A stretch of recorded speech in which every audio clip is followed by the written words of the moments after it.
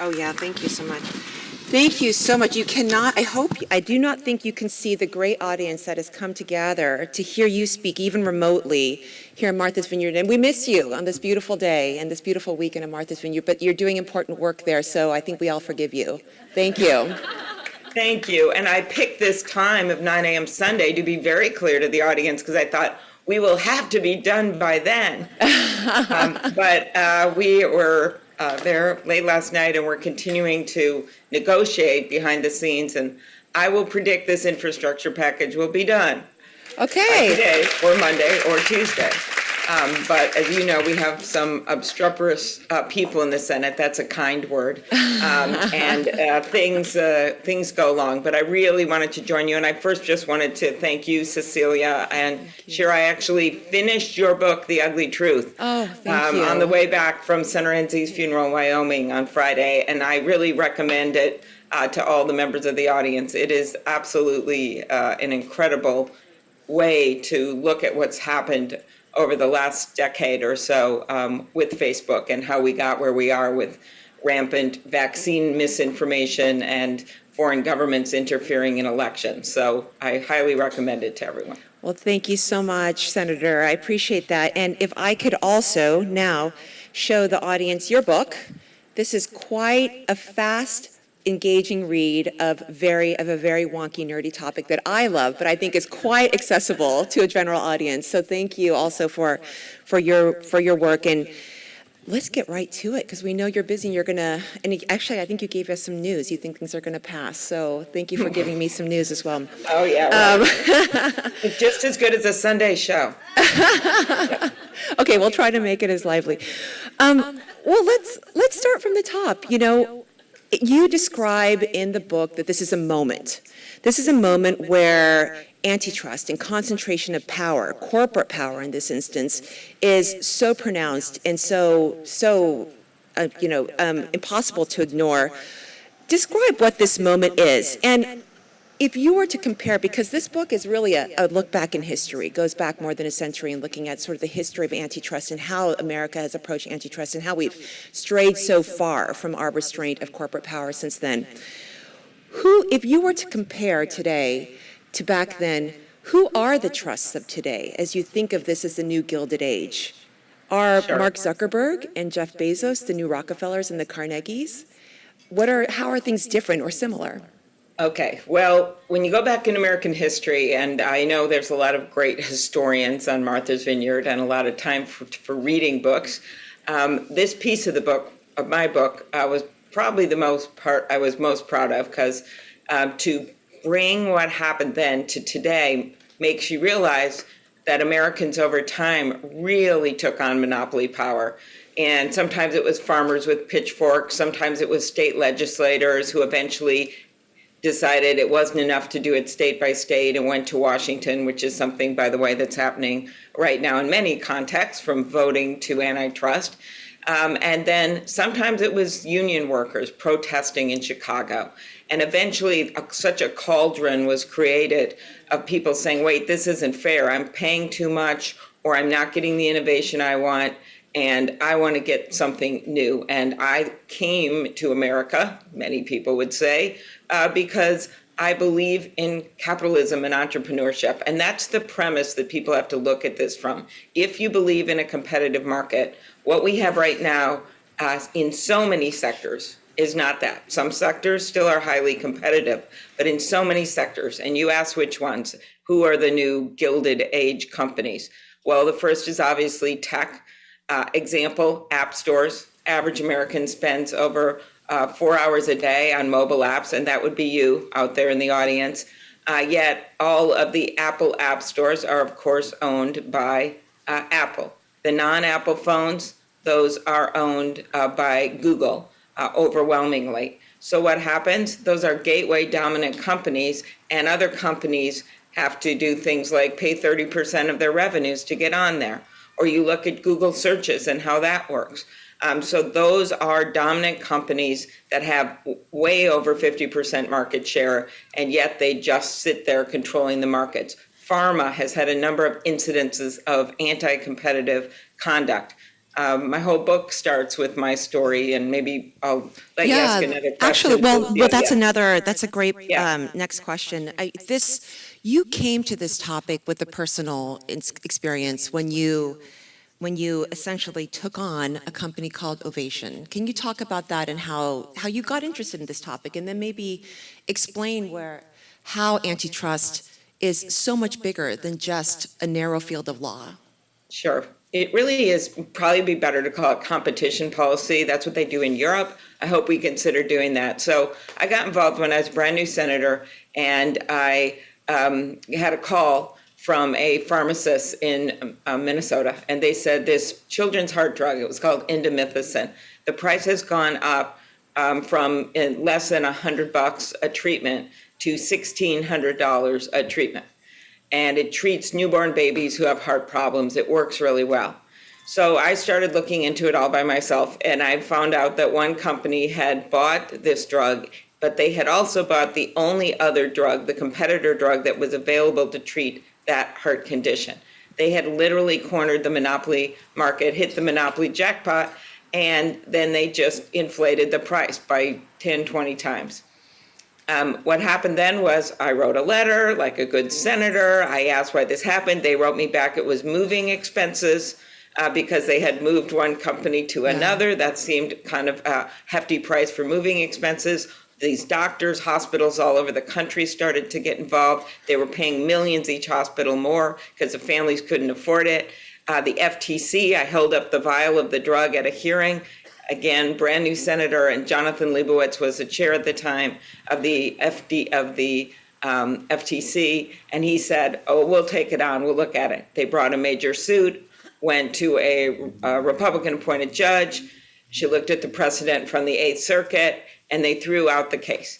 The case was criticized, the result, but the decision was made because of the status of the Eighth Circuit that there's no way it could be won. So it was at that moment I realized every children's hospital in the country, every pediatrician, every heart doctor, a U.S. senator, all these families with kids could not take on this grotesque abuse of monopoly power.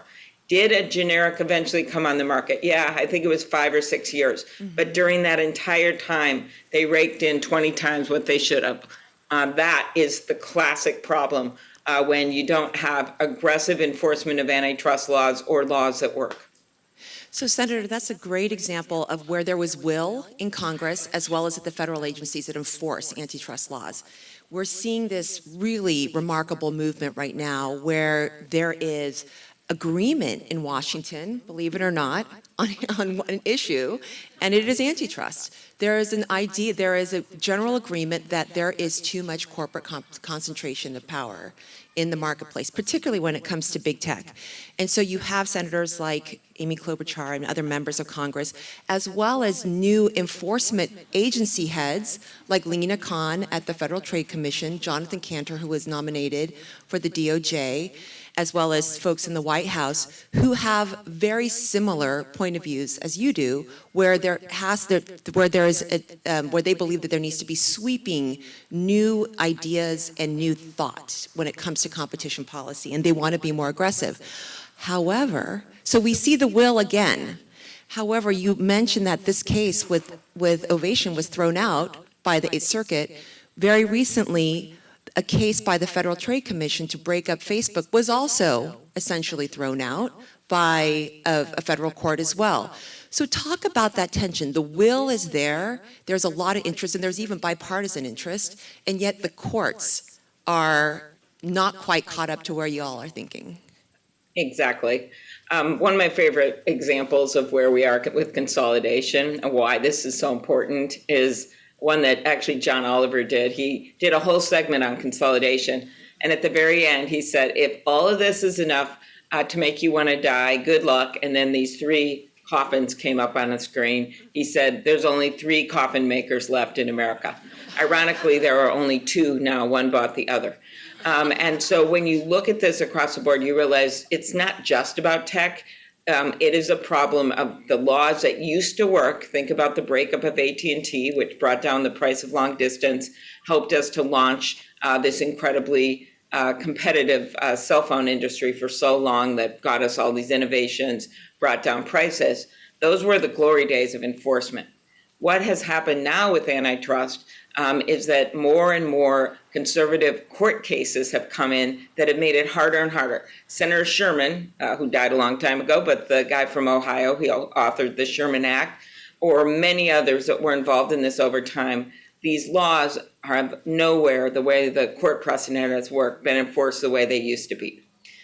So if we think we're just going to wait for Justice Gorsuch to suddenly have an epiphany, I really don't think that's going to happen when you look at their past rulings on the Supreme Court.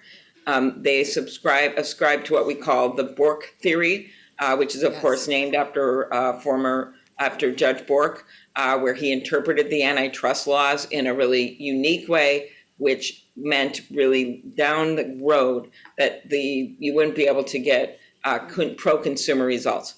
So my answer to this, I have many answers about who we should put on the courts, but my answer to this is we can't wait 50 years.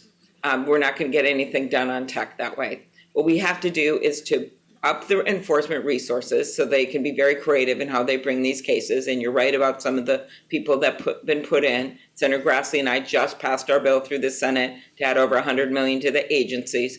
But the second piece of it is changing the laws. The antitrust laws has changed over and over time. It's not a radical thing to do so that we're as sophisticated as the companies that we're trying to regulate. And that's a big part of my book.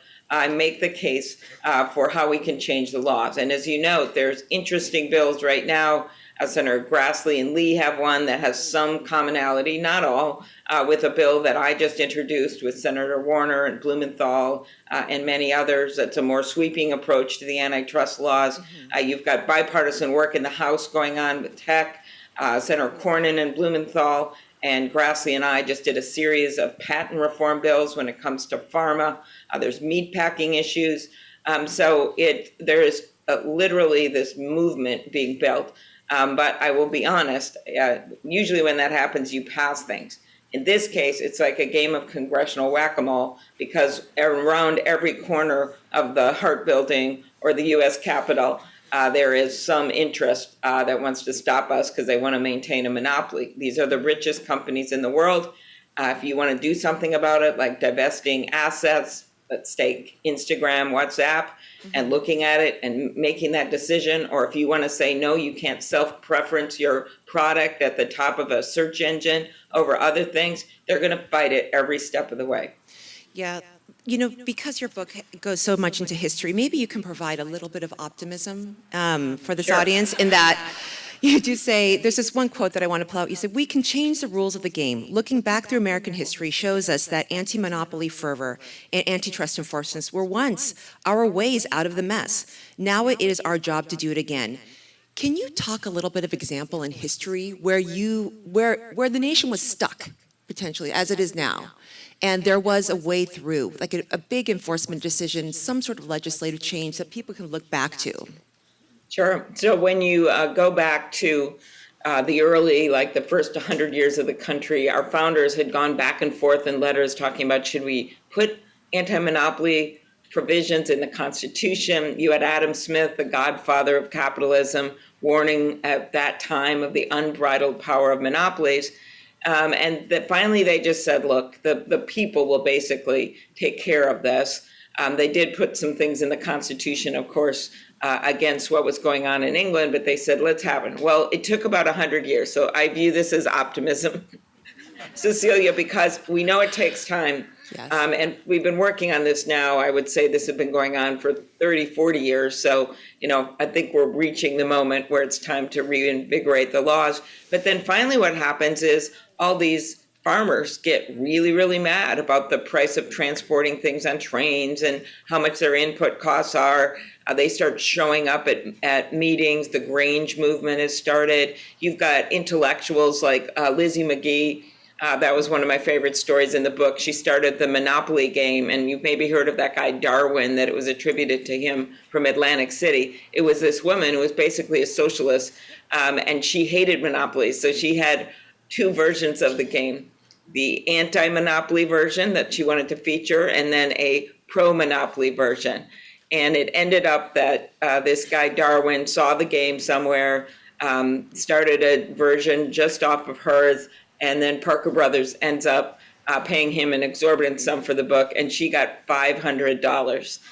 So just the first and only time in history a man took credit for a woman's work. But as that continued on, you saw Teddy Roosevelt literally ride his horse into the White House. That was a metaphor on the issue of antitrust. And he ended up taking on these cases. Northern Trust, involving James J. Hill from Minnesota, actually, where two railroad magnates had decided, instead of competing with each other, which was bringing prices down too much, they would just combine their two railroads into a trust and then pretend that it wasn't, they both didn't own it. That was his first case he took on. He won that case under the provisions of the Sherman Act, and then more bills were enacted to make it easier. And then you saw President Wilson, Taft, others take this on during the progressive era and continue that work to the breakup of Standard Oil on. Then there's wars, there's kind of there's things happen, the Depression, that make it harder to make this the number one priority. But then it's taken up again, of course, with what they called the Harvard School and the work that went on with the breakup of AT&T, which was an incredibly smart thing for our country. So this has happened before. And you look at what's happening at our hearings in judiciary, incredibly bipartisan, about things like home technology and app stores and pharma and meat packing, where people are really looking for solutions right now. And we have a lot against us, but I wouldn't be doing this and wouldn't have written this book, which I love that you say it's readable, that doesn't include the footnotes that my husband did write that part. But I wouldn't have done it if I didn't think we could make progress. Absolutely. Senator Klobuchar, you did mention, when we talk about, you mentioned Bork, and we'll get to that, and this is related to that question. But pharma and the ovation story is really illustrative. It explains, and it's so clear what the harm is. And right now, I think I'm sure you get this question all the time. Well, I kind of like that I get cheaper prices on Amazon. I love that Google's free. I love that Facebook's free as well. So can you talk about what the harms are when you think about harm, and maybe outside of the context of the Bork School of just consumer prices going up? Mm-hmm. So in history, what happens a lot with monopolists is at first, it's kind of like a loss leader in a store. Prices are lower, and especially for certain items, they're lower. Then the next thing you know, you start, either the prices go up, or more likely in these cases, you end up, because the monopoly sort of controls your mind and what you do and what you click on, you end up buying things that are more expensive, and then you find out, I could have got them cheaper in the store. I think one great example of this is Spotify and Match.com testified in front of us, and one of their problems with being forced to follow the rules of these app stores, where they don't really have a choice on Apple phones or on Android phones, which app store they go to, is they have to pay 30% of their revenue, which of course hurts their customer, to that app store, arbitrarily set by the app store. Then they can't advertise the fact that you could get a lot cheaper rates for the music, for Spotify music, on their own website. You can't even say that. That's not allowed. And then the final thing is, why do you think that Apple has picked out Spotify to do this to and not, say, Uber? Yes. You Great. tell me. There's Apple Music. So all of this means that monopolies, who have a lot of control over things, can use their power and in ways that you can't expect, raise prices. The other thing is that we lose innovation. And I think your book, Cecilia, Ugly Truth, is a great example of that.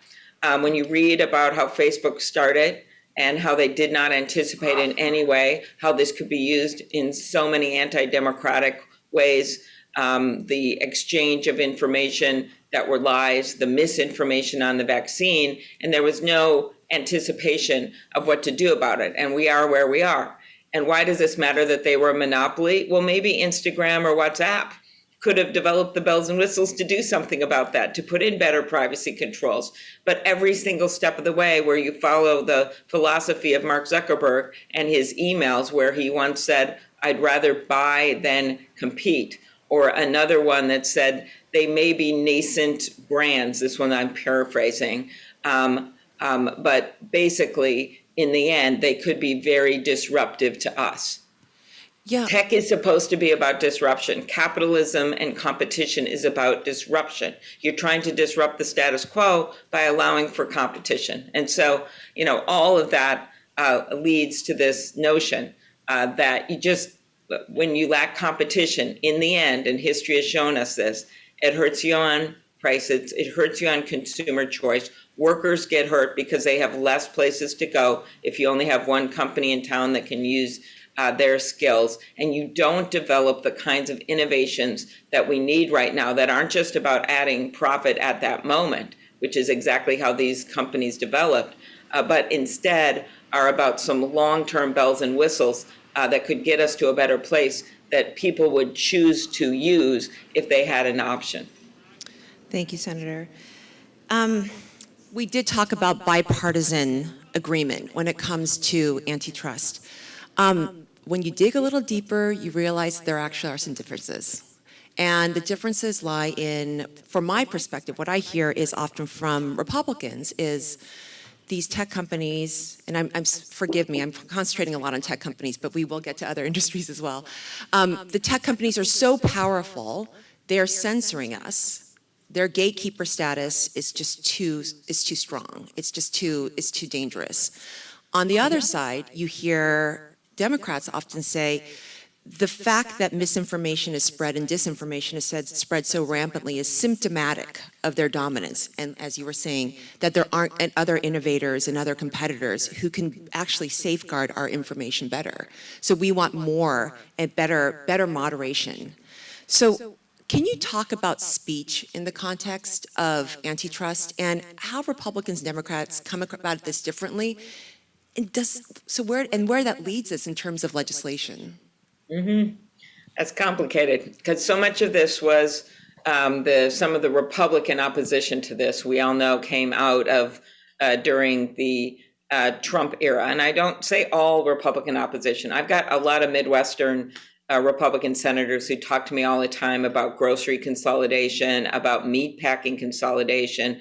They're not even focused on that. For them, the solution is some specific legislation in that area, but also what I talked about at the beginning, doing broader things, making it easier to prove up these cases and divest assets when there's an actual monopoly across the board. To me, that's the answer. But there is another thing that went on here. Because of how Trump would sort of go back and forth with the social medias against them, kind of made himself that way. Then he'd get pissed off at them, use them, talk about, remember the whole CNN thing with their involvement and how he went after them. Instead of taking antitrust as is, and he could have done this to care about consolidation, he went on it and went at companies that he didn't like as a political tool. Thankfully, there were some career people in the department that didn't follow suit on some of the things that he said. So out of that came a lot of Republican focus on, well, those companies have liberal people that work for them and they're supporting liberal candidates. So that's what's wrong with them. And so the issue is that we've got to be able to take them on and take away their legal immunity. So what my answer to that, and Mark Warner's answer as someone who spends some time on Martha's Vineyard, by the way, and I've been able to stay at his and Lisa's house there, which is beautiful. And he and I have taken this on more as a specific approach to look at things like when the social media platforms are basically putting on discriminatory conduct or misinformation on vaccines, that they shouldn't be able to have complete immunity for doing that. So free speech, people should be able to say what they want, yes. But as we all know, people can't yell fire in a crowded theater. That means trouble. Well, to me, a lot of these things are trouble. So when you have algorithms that are basically, as you so well point out in your book, Cecilia, when you've got algorithms that are trained like laser focused trained to take hot content that happens to be lies and crazy theories about Hillary Clinton and an election that started by trolls in Russia and spreads it all over the place. I don't think that type of speech is protected. I think that goes into fire in the theater, right? So that's how we have to start looking at it, about what's protected and what's not when it comes to what they do. And it's not easy, but it is the right thing. I also would add, on the antitrust front on consolidation, more and more Republicans, especially with Trump gone, starting to look at it under this framework as well, that it's not just about what the speech is and who's censoring the speech and what's okay to put regulations on. But it's also about that. And then the final area where there could be some agreement is privacy. We're seeing state laws all over the country. The tech companies are now saying, I know we lobbied against federal privacy legislation for over a decade, but now we think we want some because there's too much of a patchwork.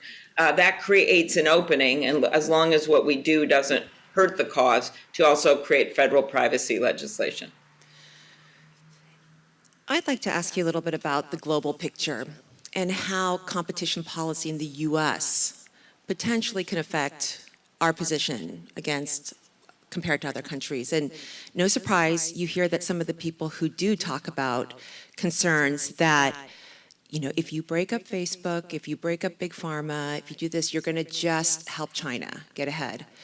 What is your response to this? So these are the kinds of things Mark Zuckerberg will tell Trump, essentially, like, you're going to help TikTok, if you try to break us up.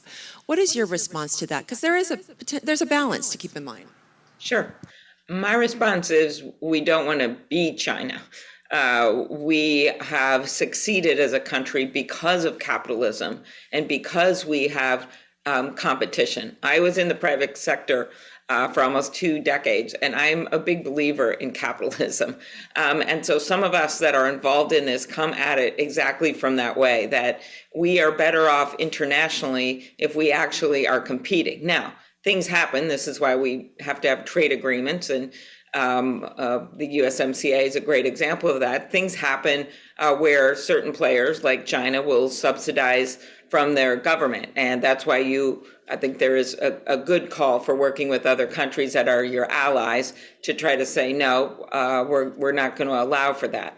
And that is a very different issue, but then saying, you know what, we are going to go the direction of China so that we only have one big American company in each sector so we can compete with their one big Chinese company that's subsidized by the government. I just think that's a recipe for failure in the end.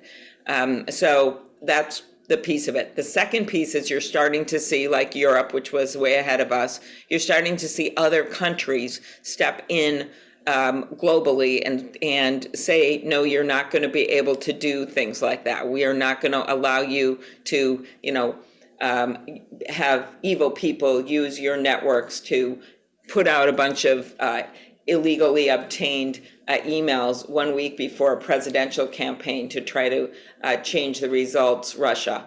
Or we're going to do something about self-preferencing, as the European Union is attempting to do. Or one of the most interesting recent examples, Australia, when the news organization said, we're going to make the platform start paying for content because they're completely ripping us off. We're losing small newspapers. Does this sound familiar for anyone in the U.S. that knows that we are losing newspapers? And if they have to pay for content, since most people are now getting their news on social media through links, we're going to be better off.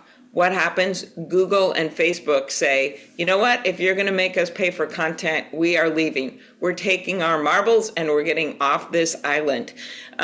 What happened was there was a world outcry about it from leaders here, including myself, from leaders in Europe. And the next thing you know, they back off and they say, well, okay, we'll negotiate over what this charge for content can be.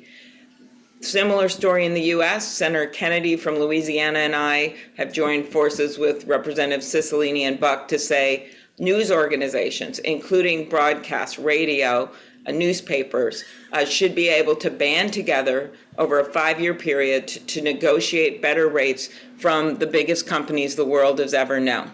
We're starting to get big pushback from this. Big surprise Representative McCarthy, Kevin McCarthy, in a real gut punch, I will admit, came out against the bill, just as when we thought we were starting to build support to actually get it done across the aisle.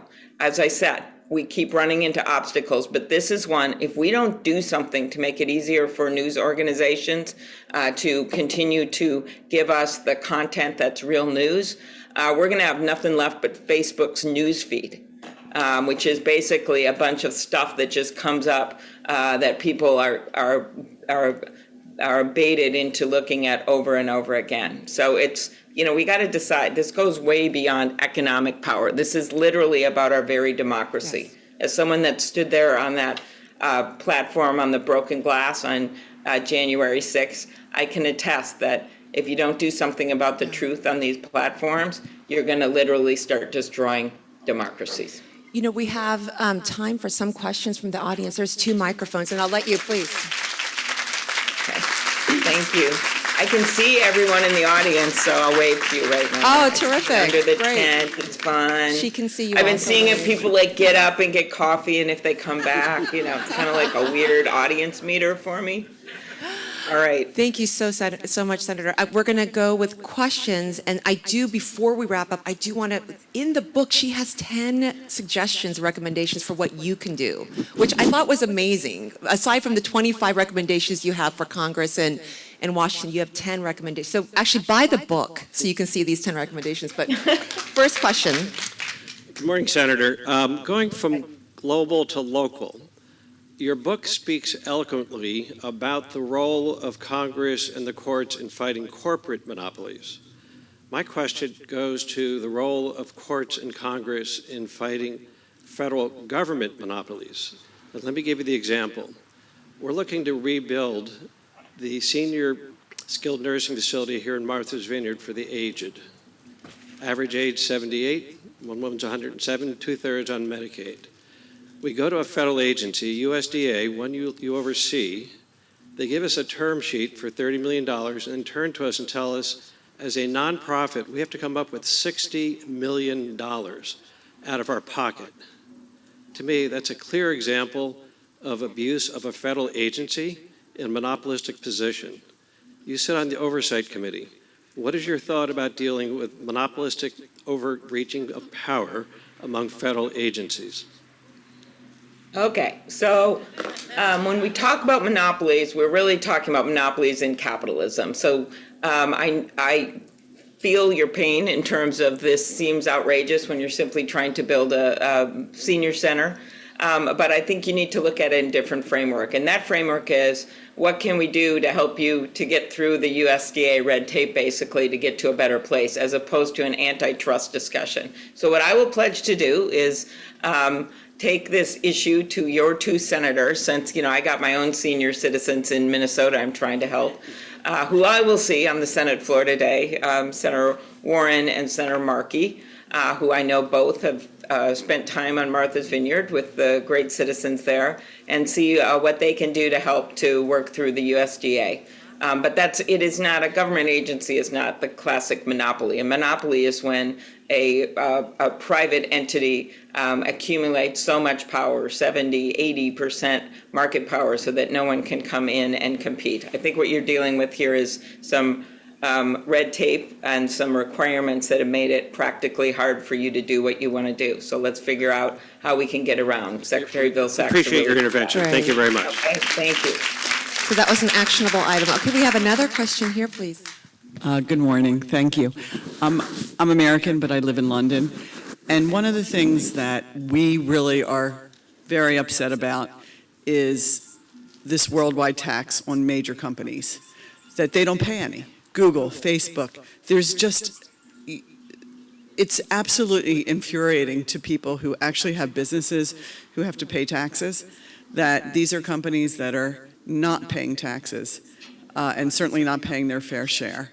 So with this multi-trillion-dollar infrastructure bill, don't you think that there would be a will to have some sort of worldwide tax, which is what a lot of Europeans are really pushing for here, and who's going to push that agenda forward? Okay.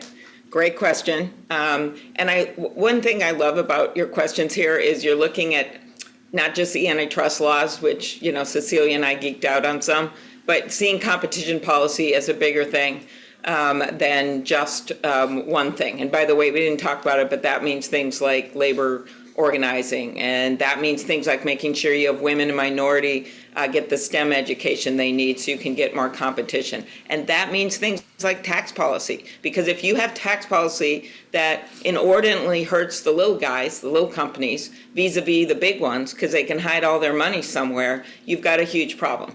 So I have been a big fan of making changes to international tax laws and worked with Gene Sperling way back on one of the proposals that's in Biden's Building Back Better agenda. That sounds like a bunch of political rhetoric, but there's actually an opportunity to do more on international taxation. Not in this current infrastructure bill. Remember, there was a lot of negotiations across the aisle to get that one done, and it's paid for by leftover money and stuff like that. And we're having a major debate right now on cryptocurrency. I wish we could spend the whole hour on that, Cecilia, which into the late hours of the night we were discussing, a group of us.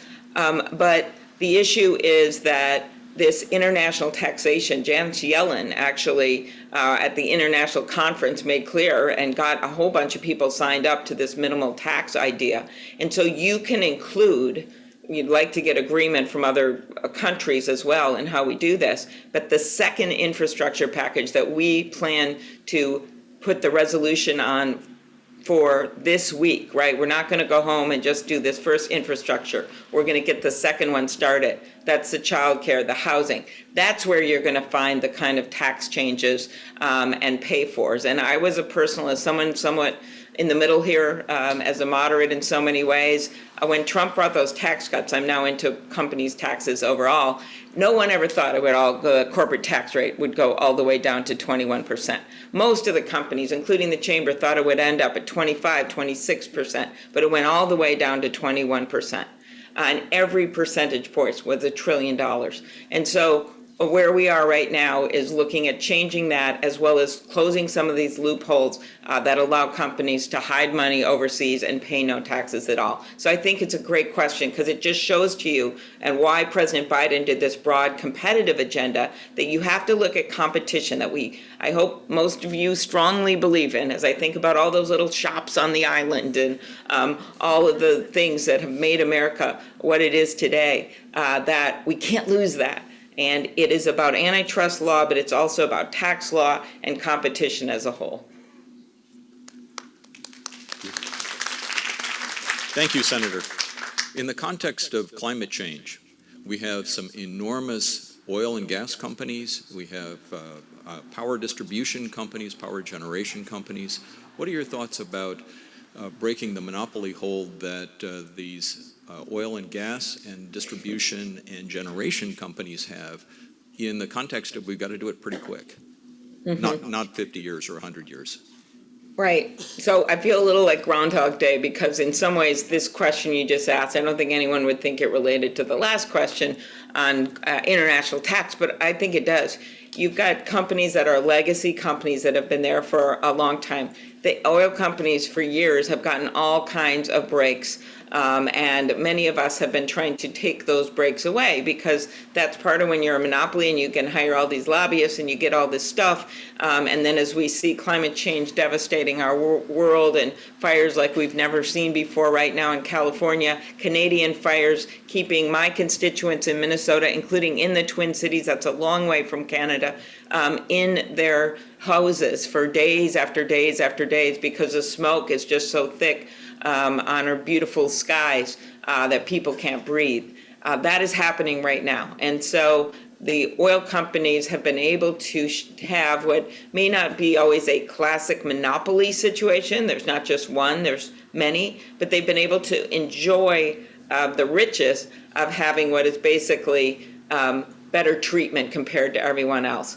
And so what you see right now, which is very interesting, is the electric vehicle pieces, not only of what we're going to be doing next with infrastructure, but what's in this very bipartisan package right now is the beginning of putting the money into the electricity grid, as well as putting the money into charging stations that are going to create actual the ability for new industries to come up in a cost-effective way, right, that are good for climate change. That's what you've seen. We're constantly, as a state that has a lot of wind and solar, we always say we're the Saudi Arabia of wind, and so does North Dakota and Nebraska and all these states. But the point is, all of those pushbacks were getting at the status quo of fossil fuels. Even biofuels, and there'll be some disagreement in the tent, but so too bad you can't come up to me afterward. But biofuels there's been a study just out of Harvard showing how much better, especially cellulosic ethanol and biodiesel from soybeans and the like, also a competitor with oil, also something where we keep getting pushed and pushed by oil to make it harder for us to compete. So I just think a lot of this is policies, and we're looking at these policies in a way of you can't just let the existing status quo, which is making climate change worse, you can't give them all these bennies and perks and expect that we're going to see change. So all of that flows into putting, of course, what I would prefer, greenhouse gas standards. And to me, by the way, this gets to breaking up the filibuster, the worst monopoly of all, so that we can actually pass bills like climate change legislation that's meaningful. Right now, we're going to invest in good infrastructure. That's really important. But I think you actually need standards in place on greenhouse gases to get where we need to do. And I don't see us being able to do it without abolishing the filibuster, nor voting reform that I'm leading on, nor immigration reform that we need for the good of the economy.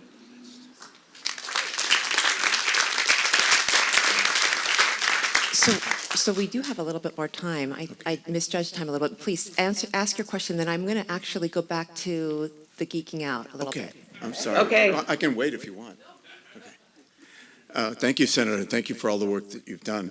One of the challenges we have is the concentration of power, which is what you've been talking about all day and have worked your life on. What about the idea of a financial transfer tax, which would then allow some of the money that is being used on a daily basis to go back into all the infrastructure development and also begin to reduce the concentration of wealth, among people that really don't deserve, frankly, to have all that wealth? Mm-hmm. So that's something that I have always been open to looking at. I think you want to make sure that it doesn't hurt small trading and people that I don't think are the ones you're talking about here. I also think one of the interesting things in antitrust along these lines, I'm now taking it out of your transaction tax idea. There's this professor at Harvard, Einar Elrich, who's looked at the consolidation of ownership, of stock ownership of major companies. So you'll have one owner, and actually he has since sold this stock, but Warren Buffett once was one of the majority owners in all three major airlines. And in any case, what this research showed is that when companies are owned by the same major shareholder, there also can be, and it kind of looks like the trusts of old, right? You're not going to see, and you did not see the kind of competition that we should have. Again, you have the problem of people investing in these major institutional investors, but it's something else that is a very difficult area in antitrust when it comes to when you kind of strip back everything to be looking at in the future. And they discuss that in the book and suggest that the government should start looking at this more seriously. All I know is I had a study in one of my bills for this, and it was the most thing I ever got lobbied on all year because people didn't even want it studied. So then I thought, wow, there must be something going on here. So I think there's a lot of things behind the curtain when it comes to the financial side of this. But honestly, right now, I am completely laser focused on trying to do something about what we're seeing with tech, with pharma, with some of the ag interests, and either combining some of the bills that I know are going to pass in this area, and then doing something more industry-wide to make it easier to bring these cases. Can you talk a little bit, Senator, about the limits of competition policy when it comes to big tech, in that specifically with breakups? So if Facebook were to be broken up into Facebook, WhatsApp, and Instagram, you essentially have three companies with the same business model and the same amplification tools that put that misinformation at the top of the news feeds that you were just outlining. So what else needs to happen, or is that sufficient, breaking up the companies? I think it's one of the remedies and that it should happen. A lot of people back during the Obama administration have now come forward, including Jean Sperling on an interview with Carr Swisher said on her podcast said, you know what, we should have been looking at these more carefully. So there was a whole series of acquisitions by the tech companies that has made for less competition. The reason that it wasn't looked at so carefully was at the time they seemed like they were just, as Mark Zuckerberg described them, nascent competitors that could be disruptive to us. And part of this is looking at, when you look at these, when the regulators look at this going forward, is trying to figure out exactly, the agencies trying to figure out what this means and what kind of competitors they would be and what the reason is these companies are buying them. So going forward, making some changes to how you look at these mergers, but when your question was about going backwards, and I do think that divesting assets, just as what happened with AT&T, where when the whole thing ended, their chairman said they actually came out of it a stronger company because they were forced to compete. That was divesting. You can call it a breakup, you can call it what, that was divesting. So my view is when you don't just have one company controlling everyone and you start having these different platforms, then you have the ability through the competitive system to be able to develop new standards when it comes to misinformation and the like. At the same time, I don't think that's the only thing you should do. I think you also have to put standards in place by the law, because we know not everyone's going to follow every standard. And so if you do both things at once, you allow for a more competitive marketplace and you put some actual standards into law, like, no legal immunity. If you put out in the middle of a public health crisis, this is my bill with Ben Ray, in the middle of a public health crisis, if you put out misinformation and you allow these lies that people are planting microchips in your arm, as I heard from at least 3 of my constituents now, for the reason they won't get a vaccine. That's right. They believe that what they sway. And I asked, well, where did you read that? It's not true. I saw it on Facebook. So, and if you limit the legal liability for some of this stuff, I think you're going to see a way different situation, as well as putting in actual rules for other kinds of disinformation. So, Senator, you did have in the book 10 things that individuals can do. It can feel so powerless when you talk about companies that have more than $1 trillion valuations. In fact, in your book, I think when you wrote it and published, it was just Google, maybe it was just Microsoft and Amazon with that valuation. And now Facebook has joined that, as well as, I think, Apple. So they're all, I think, around $1 trillion valuations. So can you just talk a little bit about what the audience, if they care about this issue and if they agree with you, what can they do? Sure, exactly. Well, first of all, they have to get involved and ask their representatives to actually come forward and do something about antitrust. I mean, it's just like everything else. They can send emails about it, they can call their offices, and when bills come up, they can ask them to support them and ask them why they're stopping it. And I mentioned a few things here right now, including that bill to allow the newspapers to combine. And even people that'll be supportive, if you start bugging them about, I think this is really important, then they actually get more interested in doing it. You can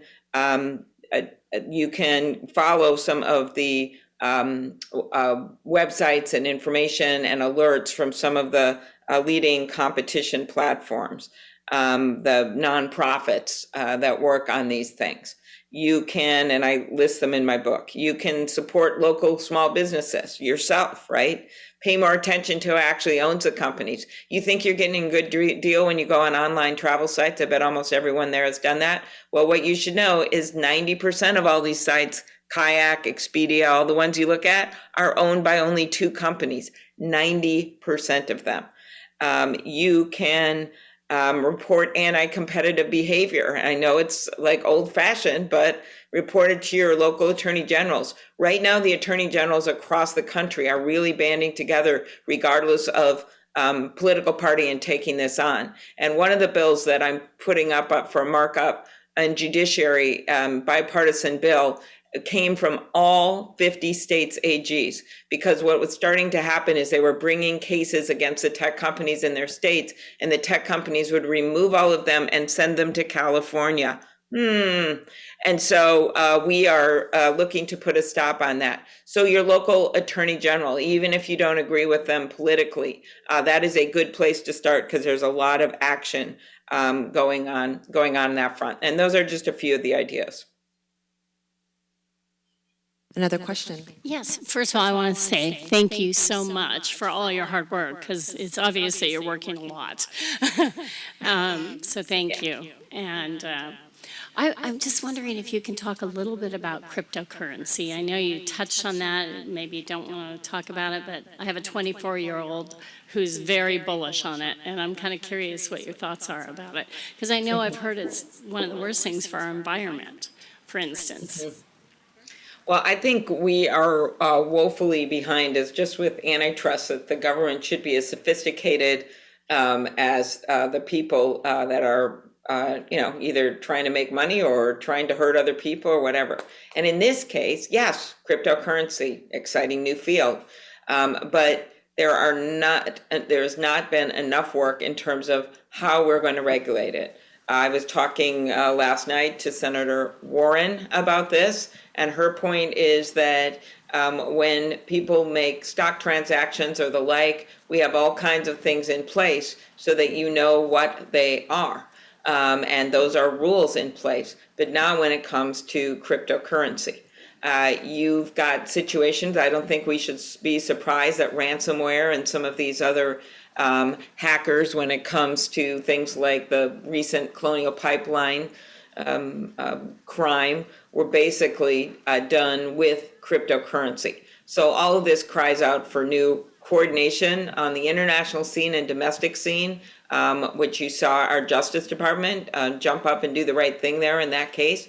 But you've also got to have, because you're going to see more and more of this, rules of the road of some kind when it comes to cryptocurrency. I've had so many financial people tell me that we are behind the eight ball here when it comes to doing something on cryptocurrency. And we can just, people can just close their eyes and say, this is too hard to understand, so I'm not going to do anything. Well, that's exactly where we are with tech, and a bunch of people saying microchips are planted in their arms and the like. We need to get ahead of this and have some regulatory rules in place, of course, working with Secretary Yellen and Treasury on this front. And I think what happened, I made a oblique reference to this with the negotiations. There was part of the pay for this infrastructure bill was tracking some of this and requiring payments to be made like would be made for other transactions. Then Senator Wyden and Senator Toomey combined and said, no, we want to carve out all of this stuff so that they won't have to pay in certain circumstances. And then a lot of people in a very quick way over the last few days got themselves more educated when it came to crypto. So hopefully we work out something when it comes to this, so we're not making bad policy. And I personally am much more on the side of putting some rules of the road in place when it comes to cryptocurrency. Senator, thank you so much for your time, because we understand you have a lot of public service to do today with the vote. I think that we did put on a better show than Sunday morning TV. So thank you so much, Senator.